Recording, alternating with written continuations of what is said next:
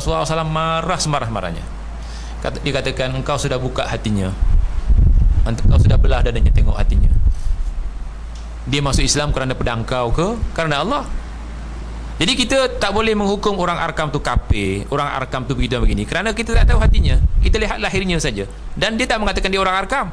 Cuba tanya, anda orang Arkam? Tak, anda bukan orang Arkam, katanya. Sedangkan kita tahu dia orang Arkam. Tapi oleh kerana dia mengaku sebagai orang Islam, kita boleh sembahyang di belakang Ahlul Qiblah. Siapa Ahlul Qiblah? Yang sembahyang menghadap Qiblah.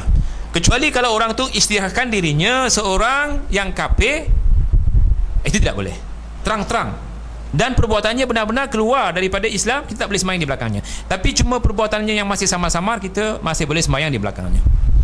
Jadi jangan kafirkan dia, tak boleh dikafirkan. Orang Arkam ke orang apa pun tak boleh. Itu sebenarnya. Saya ada tulis satu buku, sembahyang di belakang orang bid'ah.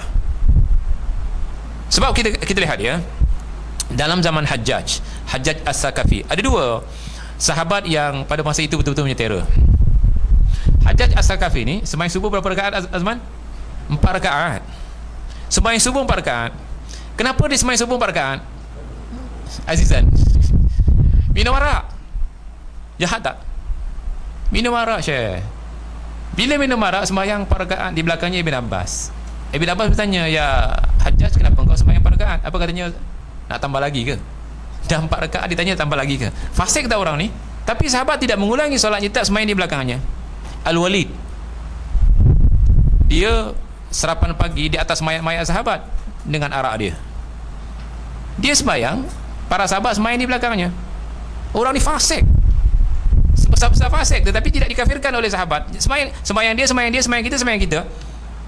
Sembahyang dia, sembahyang kita, sembahyang. Kalau sami siam jadi imam tak boleh lah.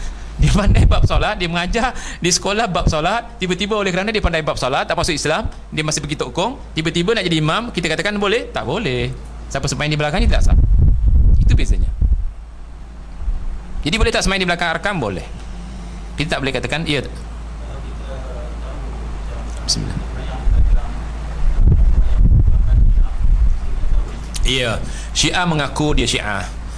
Kalau orang yang mengaku dirinya Syiah, memang pengakuannya sah, kita tak boleh sembahyang di belakangnya.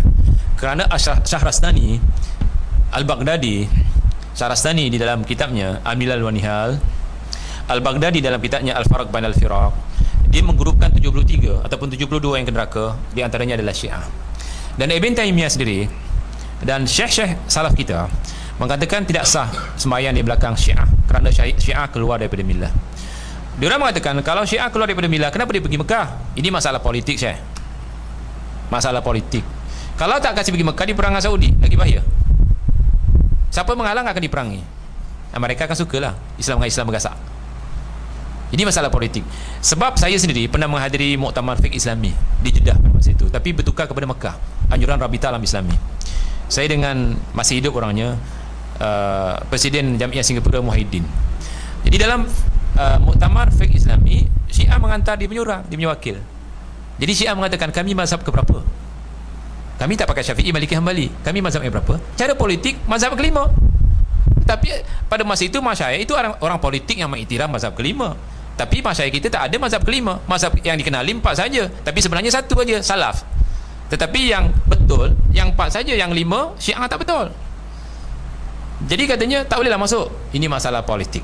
Selagi dia mengaku sebagai orang Islam, masih ada alasan kerana dia mengaku sebagai orang Islam. Tapi kalau tak mengaku orang Islam, masalah politik pun ada hak untuk kita. Sebab dia sembahyang.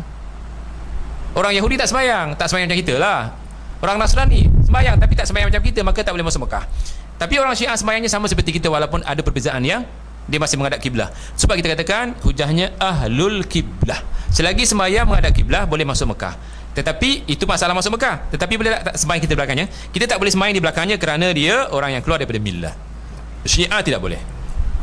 Tak boleh sembahyang di belakang Syiah. Jadi kalau kita pergi Bandar Qom, tak boleh sembahyang di belakang mereka kerana mereka keluar daripada millah. Semua ulama-ulama hatta Syafi'i, dia katakan Rafidah itu bukan orang Islam. Rafidah itu orang kafir. Tapi oleh kerana dia ahli kiblah, kita tak berani menghukum dia. Hukum cara bi'ainihi, artinya cari individu. Kita katakan Syiah kafir, tapi individunya tak boleh hukum. Yang dihukum adalah perbuatan dan akidahnya. Individunya tidak boleh, seorang-seorang tak boleh katakan seperti itu. Ya, doktor. Kalau tak tahu sah, tak tahu sah. Kita macam di Singapura ada masjid Qadiani. Tahu Qadiani ya? Gulam Qadiani.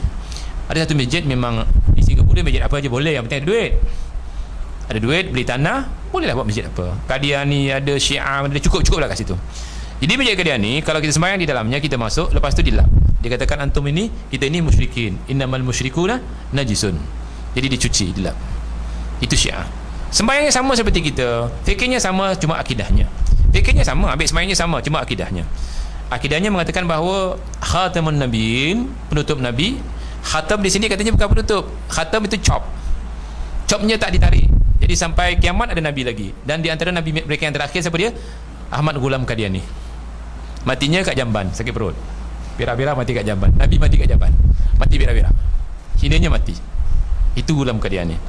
Jadi bagi orang Qadiani, nabi yang terakhir adalah sekarang adalah Gulam Ahmad Qadiani. Siapa percaya bahawa ada nabi selepas Nabi Muhammad SAW, hukumnya kafir.